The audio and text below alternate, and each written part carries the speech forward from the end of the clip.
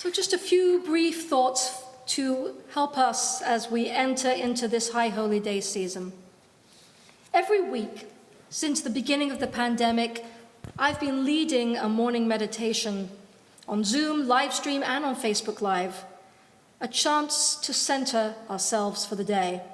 And the chants and the teachings have been quite varied throughout the 6+ months, but they always begin with the same two prayers.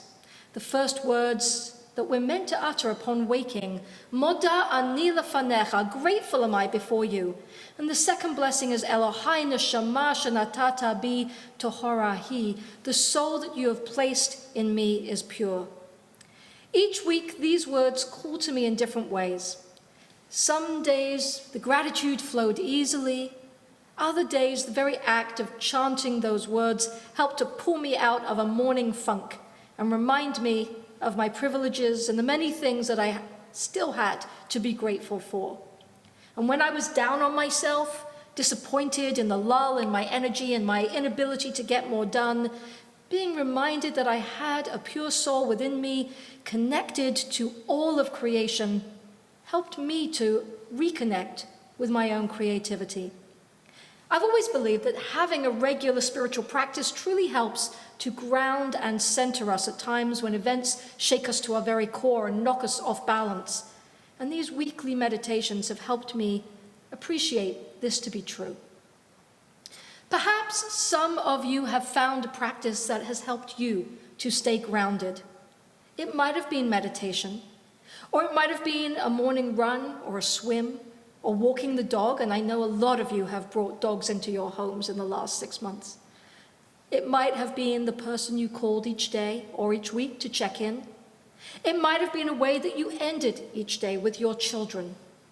You might not have thought about these activities as being spiritual practices, but if they helped you to keep grounded, helped you to hold on to your priorities during these last difficult 7 months, then that is what they were.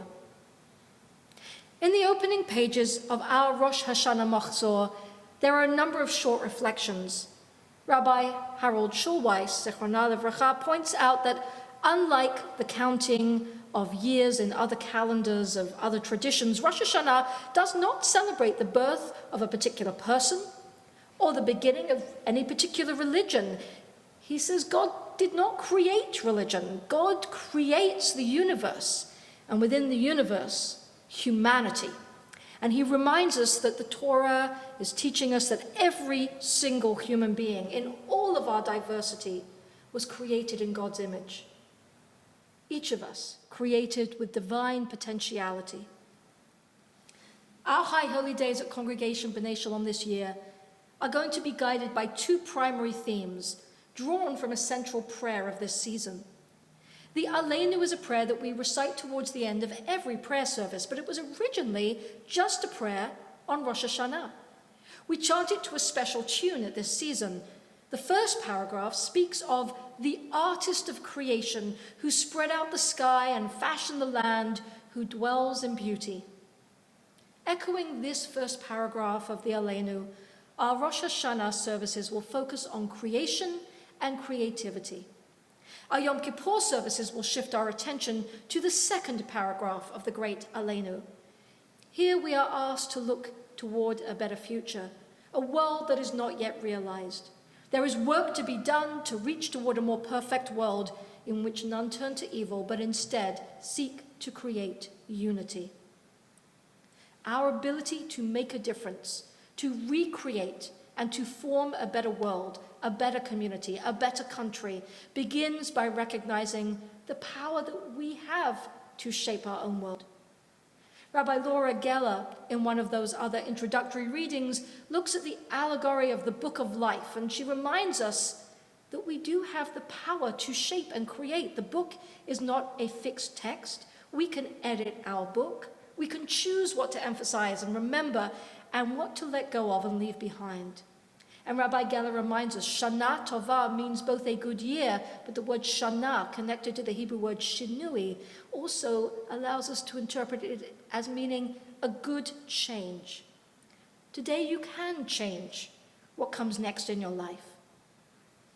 when we listen to the call, we can be the prophetic voice of warning and the prophetic voice of change. And that will be our focus on Yom Kippur. So here we are on the cusp of announcing this new year.